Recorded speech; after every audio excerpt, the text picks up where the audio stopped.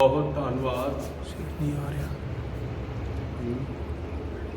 ਅਸੀਂ ਛੋਟੀ ਬੇਨਤੀ ਕਰਦੇ ਹਾਂ, ਸਾਡੇ ਪਿਆਰੇ ਪ੍ਰਭੂ ਯਿਸੂ ਮਸੀਹ ਅੱਜ ਫਿਰ 2 ਮਈ 2020 ਦੇ ਲਈ ਤੇਰੇ ਧੰਨਵਾਦੀ ਹਾਂ ਖੁਦਾਵੰਦ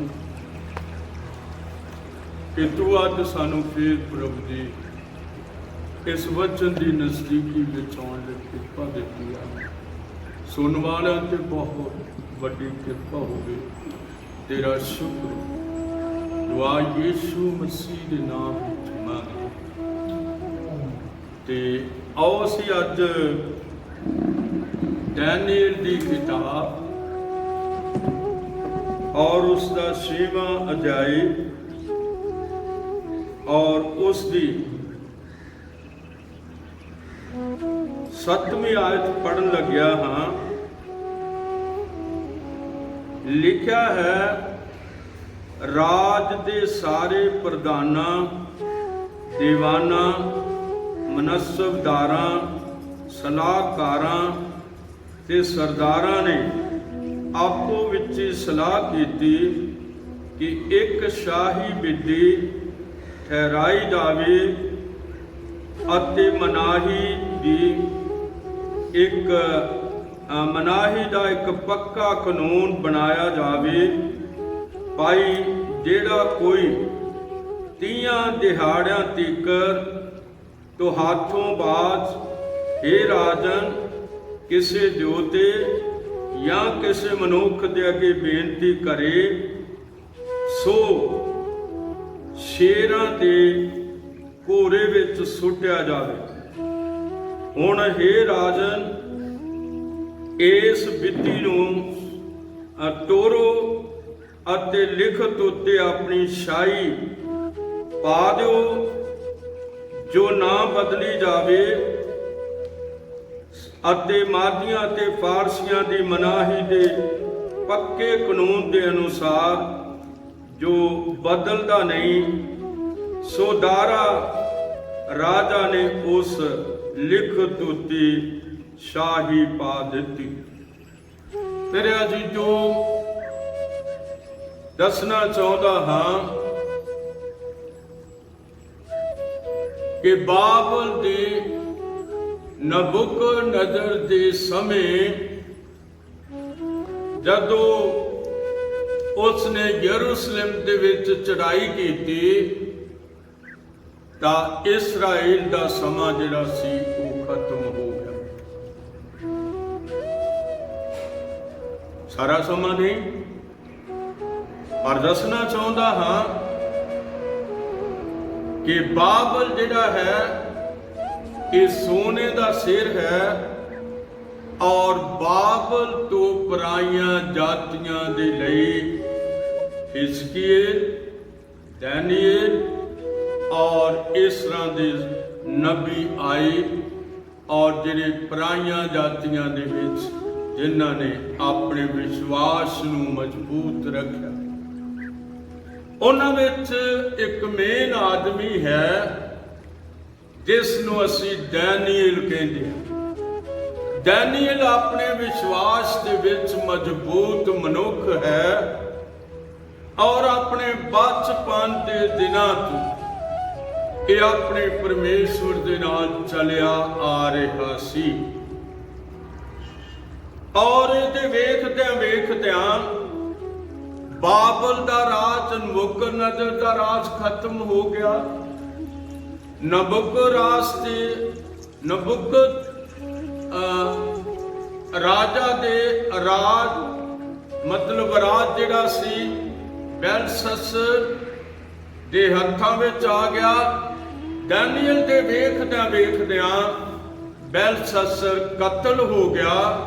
दानियल 5वें अध्याय दे अंदर और राज जिहड़ा सी वो कश्तियां दे हथों निकल गया ते मादी फारसियां दे हाथ विच आ गया और ये दारा राजा जिहड़ा है ये मादी फारसियां दे राजां विचों एक राजा है और ये दिनां दे अंदर ਰਾਜੇ ਦੇ ਸਲਾਹਕਾਰਾਂ, ਮਨਸਬਦਾਰਾਂ, ਅਹਿਲਕਾਰਾਂ ਔਰ ਸਾਰਿਆਂ ਨੇ ਸਲਾਹ ਕੀਤੀ। ਕਾਹਦੀ ਸਲਾਹ ਕੀਤੀ? ਭਾਈ ਦਾਨੀਏਲ ਇੱਕ ਪਰਮੇਸ਼ਵਰ ਦੀ ਭਗਤੀ ਕਰਦਾ ਹੈ ਔਰ ਇਹਦੀ ਭਗਤੀ ਹਟਾਈ ਜਾਵੇ ਔਰ ਇੱਕ ਕਾਨੂੰਨ ਬਣਾਇਆ ਜਾਵੇ।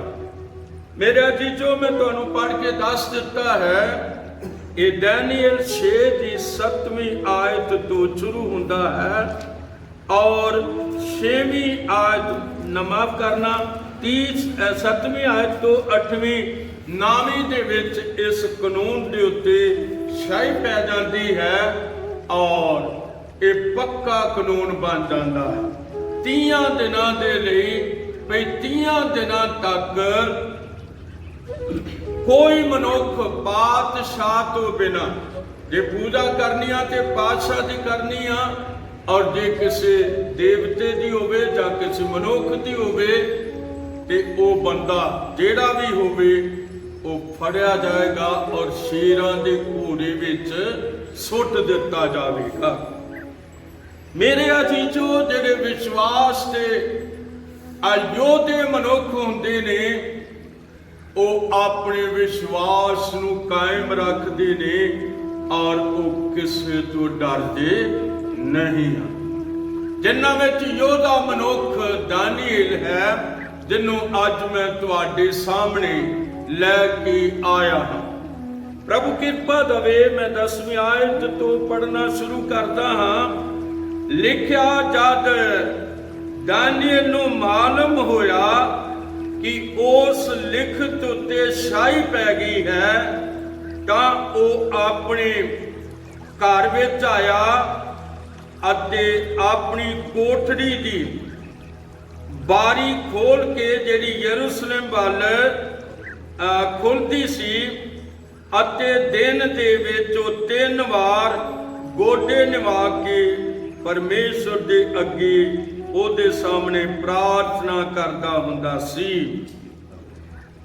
ਔਰ ਉਸਨੇ ਪ੍ਰਾਰਥਨਾ ਕੀਤੀ ਤੇ ਸ਼ੁਕਰ ਮਨਾਇਆ। ਤਾਂ ਇਹ ਲੋਕ ਇਕੱਠੇ ਹੋਏ ਅਤੇ ਦਾਨੀਏਲ ਨੂੰ ਆਪਣੇ ਪਰਮੇਸ਼ਵਰ ਦੇ ਸਾਹਮਣੇ ਬੇਨਤੀਆਂ ਅਤੇ ਤਰਲੇ ਕਰਦਿਆਂ ਹੋਇਆਂ ਪਾਇਆ।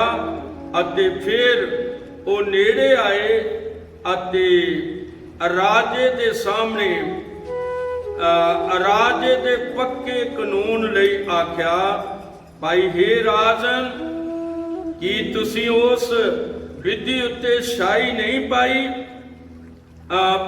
ਜਿਹੜਾ ਕੋਈ 30 ਦਿਨਾਂ ਵਿੱਚ ਤੁਹਾਥੋਂ ਬਿਨਾਂ ਕਿਸੇ ਦੇਵਤੇ ਦੀ ਜਾਂ ਮਨੁੱਖ ਅੱਗੇ ਬੇਨਤੀ ਕਰੇ, ਸੋ ਸ਼ੇਰਾਂ ਦੇ ਘੋੜੇ ਅੱਗੇ ਸੁੱਟਿਆ ਜਾਵੇ।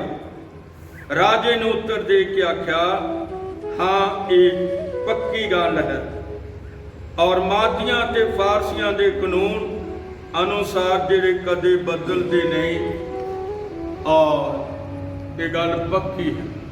ਉਹਨਾਂ ਕਿਹਾ, ਫਿਰ ਦਾਨੀਏਲ ਨੂੰ ਲੈ ਕੇ ਆਓ, ਕਿਉਂਕਿ ਅਸੀਂ ਉਹਨੂੰ ਆਪਣੇ ਪਰਮੇਸ਼ਵਰ ਦੇ ਅੱਗੇ ਤਰਲੇ ਕਰਦੇ ਹਾਂ, ਬੇਨਤੀਆਂ ਕਰਦੇ ਹਾਂ ਔਰ ਅਸੀਂ ਉਹਦੇ ਅੱਗੇ ਉਹਨੂੰ ਝੁਕੇ ਹੋਏ ਵੇਖਿਆ ਹੈ।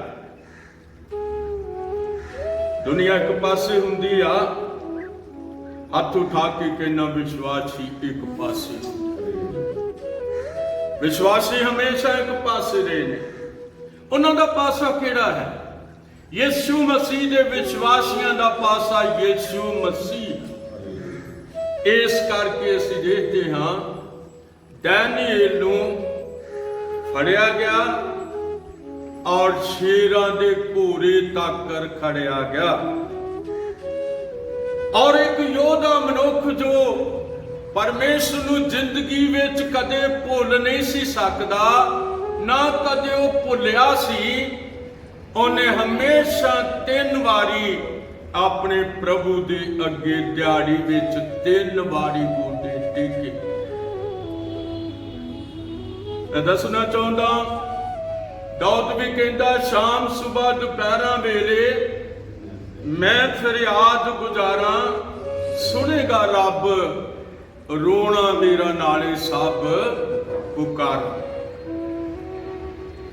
अज लोड़ है सानू प्रभु दे अगे चुके रहन दे लई। मेरे अजीजो, प्रभु बहुत बड़ी कृपा दवे। अगलियां लिखतां तुहाडे सामने रखन लग्या हां और लिखिया है कि असां राजे दे अगे बेनती कीती, भाई ए राजन, ओ दानियल जो यहूदियां दे असीरां विचों है, ओ तुहानू नहीं मनदा अते ना ही उस कानून नू जिहदे उत्ते तुसां शाही पाई है, पर हर रोज 3 वारी बेनती करदा है। जद राजे ने ये गल सुनी तद अपने आप विच वड्डा छित्था होया अते उसदे ओदे मन विच चाया, भाई दानियल नूं उहने मन विच चाया भी दानियल नूं की करे, बचावे, पर कानून बचन नहीं सी देंदा। कानून राजे ले, कानून प्रजा ले, कानून हुंदा है और माड़े राष्ट्र जिहड़े ने उन्हां विच कानून दीआं धज्जियां उड़ा दित्तियां जांदियां ने, पर लोक जिहड़े मजबूत हुंदे ने राजे पुराने समय दे वो आप भी कायम रहिंदे सन और प्रजा भी उन्हां कानूनां ते कायम रहिंदी सी। हुण कानून की है? इकट्ठे होके एक कानून बना लिया है सारे, मतलब दारा राजा दी अज तू कह सकदा हाँ 2500 साल पहले, 2500-2600 साल पहले जदों उन्हां दी पार्लीमेंट ने एक कानून पास किया, दानियल दे उत्ते पाबंदी ला दिती जावे। प्रभु बहुत बड़ी कृपा दवे। दानियल पिछे हटन वाला नहीं सी, वो किसी मनुख की सेवा नहीं सी कर सकता, किसी मनुख के अगे मत्था नहीं सी टेक सकता और वो अपने यहोवा परमेश्वर के सामने वो प्रभु का धन्यवाद करता सी। मेरे अजीजो, लिखिया है फिर वो मनुख राजे दे सामने इकट्ठे हुए अते राजे नूं आखण लगे, राजन तुसी जान लो कि मादियां अते फारसियां दे कानून जो कि मनाही दा पक्के कानून और शाही विधि राजा ठहरावे बदली नहीं जाती। तां राजे ने आज्ञा कीती अते ओ दानियल नूं लए अते उहनूं शेरां दे घूरे विच सुੱਟ दिता। पर राजे ने दानियल नूं आख्या सी कि तेरा परमेश्वर जिहदी तू सदा उपासना करदा है तैनूं छुड़ावेगा। मेरा जीजो, दुनिया दे अंदर जे कोई छुड़ाउण वाला है ते ओ यहोवा परमेश्वर है। ओदे तो बिना कोई छुड़ाउण वाला नहीं है। फिर मैं कहता हाँ, जे पापां तो छुड़ाउण वाला है ते ओ साडा खुदावंद यीशु मसीह। ओ साडे पापां तो सानू छुड़ाउंदा है।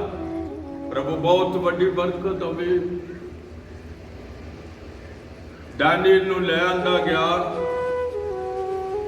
और शेरां दे घोड़े विच सुੱਟ दिता गया। शेर रोज गिजे हुए सी, बंदियां नूं खाण दे लई ਉਹ ਘੋੜੇ ਵਿੱਚੋਂ ਤਾਂ ਨੂੰ ਮੂੰਹ ਕਰਦੇ ਸੀ।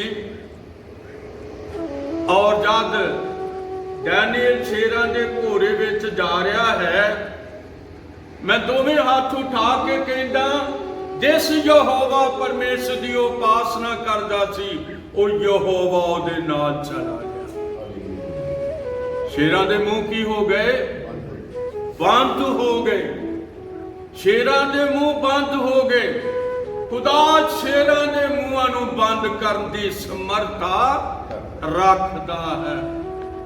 ਤੇ ਅਸੀਂ ਵੀ ਅੱਜ ਪਰਮੇਸ਼ਰ ਦੇ ਸਾਹਮਣੇ ਸੱਚੇ ਦਿਲ ਨਾਲ ਔਰ ਮਤਲਬ ਸੱਚੇ ਹਿਰਦੇ ਦੇ ਨਾਲ ਪ੍ਰਭੂ ਦੇ ਅੱਗੇ ਝੁਕੇ ਰਹਾਂਗੇ ਤੇ ਸ਼ੇਰਾਂ ਵਰਗੀ ਬਿਮਾਰੀ ਜਿਹੜੀ ਕਰੋਨਾ ਵਾਇਰਸ ਹੈ, ਮੇਰੇ ਅਜ਼ੀਜ਼ੋ, ਤੁਹਾਨੂੰ ਬਚਾ ਲਵੇ। ਜੇ ਉਹ ਦਾਨੀਏਲ ਨੂੰ ਸ਼ੇਰਾਂ ਦੇ ਘੋੜੇ ਤੋਂ ਬਚਾ ਸਕਦਾ ਹੈ ਤਾਂ ਤੁਹਾਡੀ ਵੀ ਮਦਦ ਕਰ ਸਕਦਾ ਹੈ। ਪਰ ਜੇ ਤੁਹਾਡੇ ਅੰਦਰ ਵਿਸ਼ਵਾਸ ਦਾਨੀਏਲ ਵਰਗਾ ਹੋਵੇਗਾ, ਦਾਨੀਏਲ ਦਾ ਜੀਵਨ ਕੀ ਹੈ? ਪ੍ਰਾਰਥਨਾ ਕਰਨੀ ਹੈ, ਆਪਣੇ ਪ੍ਰਭੂ ਦੇ ਸਾਹਮਣੇ ਝੁਕਣਾ ਹੈ ਔਰ ਆਪਣੇ ਪ੍ਰਭੂ ਦਾ ਧੰਨਵਾਦ ਕਰਨਾ ਹੈ। ਇਹ ਅੱਜ ਤੋਂ 2500 ਸਾਲ ਦੀ ਗੱਲ ਜਿਹੜੀ ਬਾਈਬਲ ਦੇ ਅੰਦਰ, ਪਵਿੱਤਰ ਮੁਕੱਦਸ ਬਾਈਬਲ ਦੇ ਅੰਦਰ ਲਿਖੀ ਹੋਈ ਹੈ, ਮੈਂ ਉਸ ਨੂੰ ਬਿਆਨ ਕਰ ਰਿਹਾ ਹਾਂ। ਔਰ ਲਿਖਿਆ ਹੈ, 17ਵੀਂ ਆਇਤ ਪੜ੍ਹਨੀ ਚਾਹੁੰਦਾ ਹਾਂ। ਅਤੇ ਜਦੋਂ ਦਾਨੀਏਲ ਨੂੰ ਸ਼ੇਰਾਂ ਦੇ ਘੋੜੇ 'ਚ ਸੁੱਟ ਦਿੱਤਾ ਗਿਆ ਅਤੇ ਇੱਕ ਪੱਥਰ ਲਿਆਂਦਾ ਗਿਆ ਅਤੇ ਉਸ ਘੋੜੇ ਦੇ ਮੂੰਹ ਉੱਤੇ ਰੱਖਿਆ ਗਿਆ ਅਤੇ ਰਾਜੇ ਨੇ ਆਪਣੇ ਪ੍ਰਧਾਨਾਂ ਦੀ ਮੋਹਰ ਉਹਦੇ ਉੱਤੇ ਲਾ ਦਿੱਤੀ। ਇਸ ਲਈ ਭਾਈ ਜੋ ਗੱਲ ਦਾਨੀਏਲ ਲਈ ਠਹਿਰਾਈ ਸੀ ਉਹ ਨਾ ਬਦਲੀ ਜਾਵੇ। ਪੱਥਰ ਦਾਨੀਏਲ ਨੂੰ ਸ਼ੇਰਾਂ ਦੇ ਘੋੜੇ 'ਚ ਸੁੱਟ ਉੱਤੇ ਪੱਥਰ ਲਾ ਦਿੱਤਾ ਗਿਆ ਔਰ ਉੱਤੇ ਮੋਹਰ ਲਾ ਦਿੱਤੀ ਗਈ। ਇਸ ਦੁਨੀਆ ਦੇ ਲੋਕਾਂ ਨੇ ਯਿਸੂ ਮਸੀਹ ਦੀ ਕਬਰ ਵਿੱਚ ਰੱਖ ਕੇ ਯਿਸੂ ਮਸੀਹ ਨੂੰ ਤੇ ਕੀ ਲਾ ਦਿੱਤੀ ਸੀ? ਪੱਥਰ ਦੇ ਉੱਤੇ ਮੋਹਰ ਲਾ ਦਿੱਤੀ ਸੀ। ਸਾਡੇ ਖੁਦਾਵੰਦ ਯਿਸੂ ਮਸੀਹ ਦੇ ਅੰਦਰ ਜੀਵਨ ਹੈ।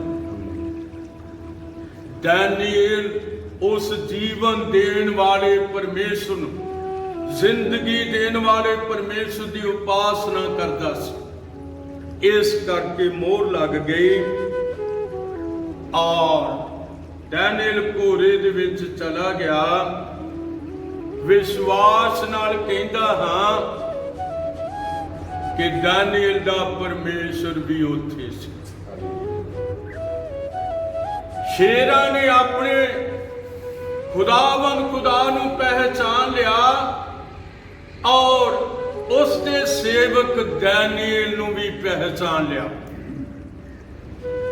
ਮੂੰਹ ਬੰਦ ਕੀਤੇ ਹੋਇਆ ਸ਼ੇਰਾਂ ਨੇ ਪੰਜੇ ਵੀ ਨਹੀਂ ਹਿਲਾ ਸਕਦੇ, ਕਿਉਂਕਿ ਹਜ਼ੂਰੀ ਕਿਹਦੀ ਹੈ? ਹਜ਼ੂਰੀ ਯਹੋਵਾ ਪਰਮੇਸ਼ਰ ਦੀ। ਇਸ ਕਰਕੇ ਉਹ ਮੂੰਹ ਨਹੀਂ ਹਿਲਾ ਸਕਦੇ। ਪ੍ਰਭੂ ਤੁਹਾਨੂੰ ਬਹੁਤ ਵੱਡੀ ਬਰਕਤ ਦੇਵੇ। ਜੇ ਅੱਜ ਅਸੀਂ ਵੀ ਵਿਸ਼ਵਾਸ ਨਾਲ ਜੀਵਾਂਗੇ, ਖੁਦਾ ਸਾਡੀ ਵੀ ਮਦਦ ਕਰੇਗਾ, ਕਿਉਂਕਿ ਦਾਨੀਏਲ ਨੇ 68 ਸਾਲ ਤੱਕ ਆਪਣੀ ਜ਼ਿੰਦਗੀ ਦੇ 60 ਤੇ 68 ਦਿਨਾਂ ਤੀਕ ਉਹਨੇ ਨਾ ਕਿਸੇ ਮੂਰਤੀ ਦੇ ਅੱਗੇ ਸਿਰ ਝੁਕਾਇਆ ਸੀ, ਨਾ ਕਿਸੇ ਮਨੁੱਖ ਦੇ ਅੱਗੇ। ਉਹਦਾ ਸਿਰ ਯਹੋਵਾ ਪਰਮੇਸ਼ਰ ਦੇ ਅੱਗੇ ਝੁਕਿਆ ਸੀ। ਪ੍ਰਭੂ ਤੁਹਾਨੂੰ ਬਹੁਤ ਵੱਡੀ ਬਰਕਤ ਦੇਵੇ।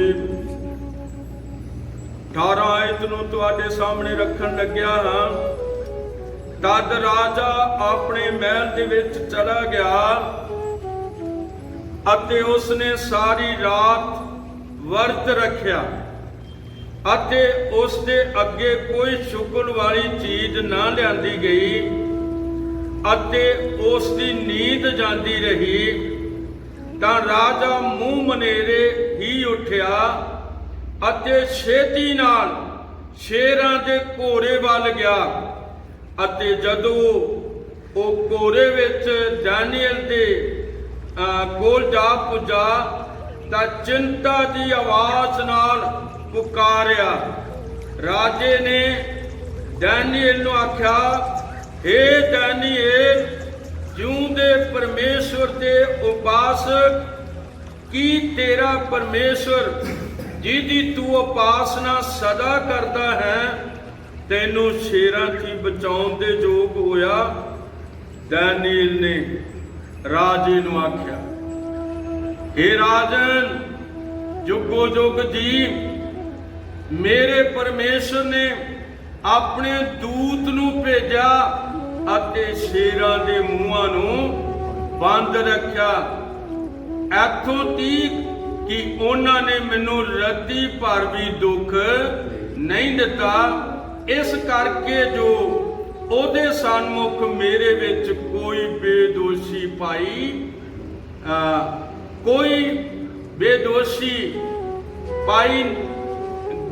ਨਾ ਪਾਈ ਗਈ ਅਤੇ ਤੇਰੇ ਅੱਗੇ ਵੀ हे ਰਾਜਨ ਮੈਂ ਦੋਸ਼ ਨਹੀਂ ਕੀਤਾ। ਇਹ ਮਨੁੱਖ ਰਾਜੇ ਦੇ ਨਾਲ ਬੜੇ ਵਧੀਆ ਢੰਗ ਨਾਲ ਰਹਿੰਦਾ ਸੀ। ਫਿਰ ਮੈਂ ਕਹਿੰਦਾ, ਸਾਡਾ ਯਹੋਵਾ ਪਰਮੇਸ਼ਰ ਜਿਹੜਾ ਰਾਜਿਆਂ ਦਾ ਰਾਜਾ ਹੈ, ਉਹਦੇ ਅੱਗੇ ਵੀ ਇਹ ਦਿਨ ਵਿੱਚ 3 ਵਾਰ ਚੁੱਕਦਾ ਸੀ। ਦਿਨ ਵਿੱਚ 3 ਵਾਰੀ, ਸ਼ਾਮ, ਸੁਬਾਹ ਤੇ ਦੁਪਹਿਰਾਂ ਵੇਲੇ, ਸੁਬਾਹ, ਦੁਪਹਿਰਾਂ ਤੇ ਸ਼ਾਮ ਦੇ ਵੇਲੇ ਇਹ ਆਪਣੇ ਯਹੋਵਾ ਪਰਮੇਸ਼ਰ ਦੇ ਅੱਗੇ ਝੁਕਦਾ ਸੀ। ਅੱਜ ਸ਼ੇਰਾਂ ਨਾਲੋਂ ਵੱਧ ਬਿਮਾਰੀ ਬਾਬਾ ਇਸ ਦੁਨੀਆ ਦੇ ਉੱਤੇ ਆਈ ਹੋਈ ਹੈ,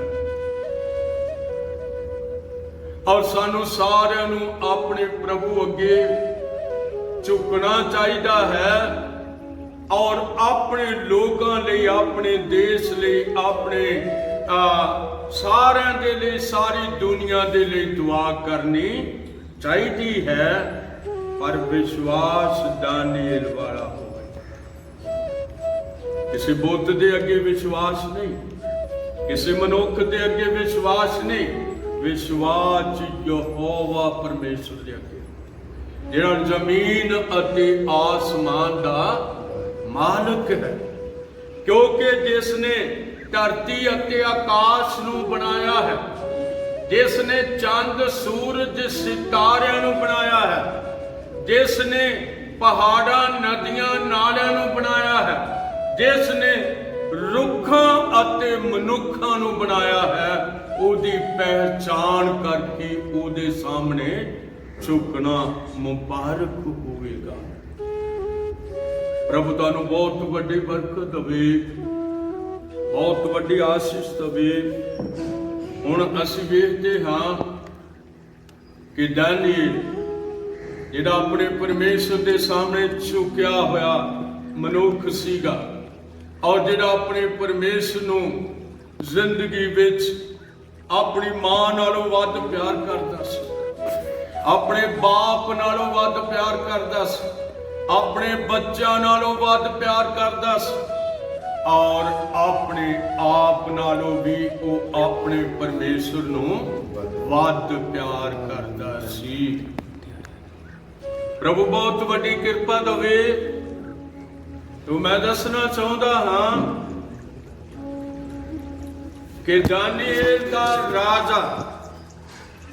ਰਾਜਾ ਦਾਰਾਮਾਦੀ ਰਾਤ ਸੁੱਤਾ ਨਹੀਂ, ਕਿਉਂਕਿ ਉਹ ਦਾਨੀਏਲ ਦੇ ਵਿਸ਼ਵਾਸ ਨੂੰ ਜਾਣਦਾ ਸੀ, ਉਹ ਦਾਨੀਏਲ ਦੇ ਜੀਵਨ ਨੂੰ ਜਾਣਦਾ ਸੀ।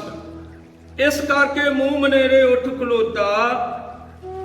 ਤੇ ਮੈਂ ਦੱਸਣਾ ਚਾਹੁੰਦਾ ਹਾਂ, ਜਦੋਂ ਮੂੰਹ ਮਨੇਰੇ ਉੱਠ ਖਲੋਤਾ ਤੇ 21 ਆਇਤ ਪੜ੍ਹਨੀ ਚਾਹੁੰਦਾ ਹਾਂ। ਤਦ ਦਾਨੀਏਲ ਨੇ ਰਾਜੇ ਨੂੰ ਆਖਿਆ, हे ਰਾਜਨ, जुगो जुग जी मेरे परमेश्वर ने अपने दूत नूं भेजिया है ਅਤੇ ਸ਼ੇਰਾਂ ਦੇ ਮੂੰਹਾਂ ਨੂੰ ਬੰਦ ਰੱਖਿਆ ਹੈ, ਇੱਥੋਂ ਤੀਕ ਕਿ ਉਹਨਾਂ ਨੇ ਮੈਨੂੰ ਰੱਤੀ ਪਰ ਵੀ ਔਖ ਨਹੀਂ ਦਿੱਤਾ। ਇਸ ਕਰਕੇ ਜੋ ਉਸ ਦੇ ਸਨਮੁਖ ਮੇਰੇ ਵਿੱਚ ਬੇਦੋਸ਼ੀ ਪਾਈ ਗਈ ਅਤੇ ਤੇਰੇ ਅੱਗੇ ਵੀ ਹੈ ਰਾਜਨ ਮੈਂ ਕੋਈ ਦੋਸ਼ नहीं कीता।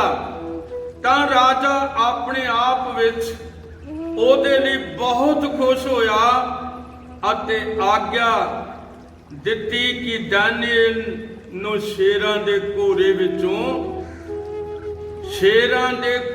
ਚੋਂ ਦਾਨੀਏਲ ਨੂੰ ਬਾਹਰ ਕੱਢਿਆ ਜਾਵੇ। ਲਿਖਿਆ ਹੈ ਸ਼ੇਰਾਂ ਦੇ ਘੋਰੇ ਤੋਂ ਕੱਢਿਆ ਜਾਵੇ ਅਤੇ ਉਸ ਉੱਤੇ ਰੱਤੀ ਵੀ ਔਖ ਨਾ ਲੱਭਾ, ਇਸ ਕਰਕੇ ਜੋ ਉਸਨੇ ਆਪਣੇ ਪਰਮੇਸ਼ਰ ਉੱਤੇ ਪ੍ਰਤੀਤ ਕੀਤੀ। ਇਹ ਵਿਸ਼ਵਾਸ ਕਰਨ ਵਾਲੇ ਭਾਈ ਲੋਕੋ, ਮੈਂ ਤੁਹਾਡੇ ਅੱਗੇ ਬੇਨਤੀ ਕਰਦਾ, ਤੁਸੀਂ ਜੋ ਇੱਥੇ ਵੀ ਸੁਣ ਰਹੇ ਹੋ, ਇਸ ਦੇਸ਼ ਵਿੱਚ ਵੀ ਬਾਹਰ ਵੀ ਸੁਣ ਰਹੇ ਹੋ, ਮੈਂ ਤੁਹਾਨੂੰ ਇੱਕ ਬੇਨਤੀ ਕਰਾਂਗਾ ਭਈ ਆਪਣੇ ਵਿਸ਼ਵਾਸ ਨੂੰ ਮਜ਼ਬੂਤ ਕਰੋ। ਇਸ ਤੋਂ ਪਹਿਲਾਂ ਕਿ ਅਸੀਂ ਜਗਤ ਵਿੱਚੋਂ ਚਲੇ ਜਾਈਏ, ਸਾਡਾ ਵਿਸ਼ਵਾਸ ਸਾਡੇ ਨਾਲ ਜਾਵੇ, ਸਾਡੀ ਨਿਸ਼ਚਾ ਸਾਡੇ ਨਾਲ ਚਲੀ ਜਾਵੇ, ਕਿਉਂਕਿ ਲਿਖਿਆ ਵਿਸ਼ਵਾਸ ਕਰਨ ਵਾਲਿਆਂ ਲਈ ਸਭੋ ਕੁਝ ਹੋ ਸਕਦਾ ਹੈ। ਜੇ ਏਡਾ ਵੱਡਾ ਕੰਮ ਹੋ ਸਕਦਾ ਕਿ ਦਾਨੀਏਲ ਸ਼ੇਰਾਂ ਦੇ ਘੋਰੇ ਵਿੱਚੋਂ ਬਚ ਕੇ ਬਾਹਰ ਆ ਸਕਦਾ ਹੈ, ਔਰ ਅਸੀਂ ਵੀ ਹਰ ਤਰ੍ਹਾਂ ਦੀ ਬਿਮਾਰੀ ਔਰ ਕਰੋਨਾ ਵਾਇਰਸ ਤੋਂ ਬਚੇ ਰਹਾਂਗੇ, ਪਰ ਜੇ ਸਾਡਾ ਮਸੀਹ ਯਿਸੂ ਤੇ ਕੀ ਹੋਵੇਗਾ? ਵਿਸ਼ਵਾਸ ਹੋਵੇਗਾ। ਪ੍ਰਭੂ ਤੁਹਾਨੂੰ ਬਹੁਤ ਵੱਡੀ ਬਰਕਤ ਹੋਵੇ। ਆਓ ਅਸੀਂ ਅੱਖਾਂ ਨੂੰ ਬੰਦ ਕਰਾਂਗੇ ਔਰ ਪ੍ਰਾਰਥਨਾ ਵਿੱਚ ਚਲੇ ਜਾਵਾਂਗੇ। ਸਾਡੇ ਜਿਉਂਦੇ ਪ੍ਰਭੂ ਯਿਸੂ ਮਸੀਹ, ਅੱਜ ਦਾ ਇਹ ਛੋਟਾ ਸੰਦੇਸ਼ ਜੋ ਦਾਨੀਏਲ ਦੇ ਵਿਸ਼ਵਾਸ ਉੱਤੇ ਸੀ ਜਾਂ ਦਾਨੀਏਲ ਦੀ ਪਰਖ ਦੇ ਉੱਤੇ ਸੀ, ਕਿਉਂਕਿ ਵਿਸ਼ਵਾਸ ਪਰਖੇ ਜਾਣਗੇ ਔਰ ਖੁਦਾਵੰਦ ਤੂੰ ਆਪਣੇ ਬੱਚਿਆਂ ਨੂੰ ਕਿਰਪਾ ਦੇ ਕਿ ਉਹ ਵਿਸ਼ਵਾਸ ਵਿੱਚ ਇੰਨੇ ਮਜ਼ਬੂਤ ਹੋ ਜਾਣ, ਜਦ ਅਜ਼ਮਾਇਸ਼ ਆਵੇ ਤੇ ਉਹ ਕਿਸੇ ਦੇ ਅੱਗੇ ਝੁਕਣ ਵਾਲੇ ਨਾ ਹੋਣ, ਬਲਕਿ हे ਯਹੋਵਾ ਪ੍ਰਭੂ ਤੇਰੇ ਸਾਹਮਣੇ ਉਹ ਝੁਕੇ ਹੋਏ ਹੋਣ, ਕਿਉਂਕਿ ਤੂੰ ਕਿਹਾ ਹੈ ਵਿਸ਼ਵਾਸ ਕਰਨ ਵਾਲਿਆਂ ਲਈ ਸਭੋ ਕੁਝ ਹੋ ਸਕਦਾ ਹੈ। ਪ੍ਰਭੂ ਅੱਜ ਬੇਨਤੀ ਹੈ ਦੁਖੀ ਲਾਚਾਰ ਭਰਾਵਾਂ ਭੈਣਾਂ ਦੇ ਲਈ ਔਰ ਉਹਨਾਂ ਭੁੱਖੇ ਲੋਕਾਂ ਦੇ ਲਈ ਜਿਨ੍ਹਾਂ ਕੋਲ ਰੋਟੀ ਵੀ ਨਹੀਂ ਰਹੀ, ਪ੍ਰਭੂ ਅਸੀਂ ਦੁਆ ਕਰਦੇ ਹਾਂ ਪਿਆਰੇ ਖੁਦਾਵੰਦ, ਸਰਕਾਰਾਂ ਉਹਨਾਂ ਦਾ ਇੰਤਜ਼ਾਮ ਕਰ ਰਹੀਆਂ ਨੇ, ਹੋਰ ਵਧੀਆ ਇੰਤਜ਼ਾਮ ਹੋਵੇ ਪ੍ਰਭੂ, ਤਾਂ ਜੋ ਤੇਰੇ ਲੋਕ ਬਚਾਏ ਜਾਣ, ਤੇਰੇ ਬੱਚੇ ਬਚਾਏ ਜਾਣ ਪ੍ਰਭੂ, ਔਰ ਉਹਨਾਂ ਦੀਆਂ ਜਾਨਾਂ ਦਾ ਭਲਾ ਤੇਰੇ ਹੱਥ ਤੋਂ ਹੋਵੇ। ਤੇਰਾ ਸ਼ੁਕਰ ਹੋਵੇ ਤੂੰ ਸਾਨੂੰ ਅੱਜ ਦਾ ਦਿਨ ਦਿੱਤਾ, ਤੇਰਾ ਧੰਨਵਾਦ ਹੋਵੇ। ਕਿਰਪਾ ਦੇ ਪ੍ਰਭੂ ਯਿਸੂ ਮਸੀਹ, ਤੇਰਾ ਧੰਨਵਾਦ ਹੋਵੇ। ਪ੍ਰਭੂ ਇਸ ਲਾਈਵ ਨੂੰ ਸੁਣਨ ਵਾਲਿਆਂ ਦੇ ਜੀਵਨ ਤੇ ਤੇਰੀ ਕਿਰਪਾ ਹੋਵੇ, ਭਾਵੇਂ ਉਹ ਫੇਸਬੁੱਕ ਤੋਂ ਸੁਣਦੇ ਨੇ, ਭਾਵੇਂ ਉਹ YouTube ਤੋਂ ਸੁਣਦੇ ਨੇ, ਪ੍ਰਭੂ ਉਹਨਾਂ ਸਭਨਾਂ ਦਾ ਵਿਸ਼ਵਾਸ ਤਾਜ਼ਾ ਕਰ ਦੇ। ਤੇਰਾ ਸ਼ੁਕਰ ਹੋਵੇ। ਦੁਆ ਯਿਸੂ ਮਸੀਹ ਦੇ ਨਾਮ ਵਿੱਚ ਮੰਗਦੇ, ਆਮੀਨ।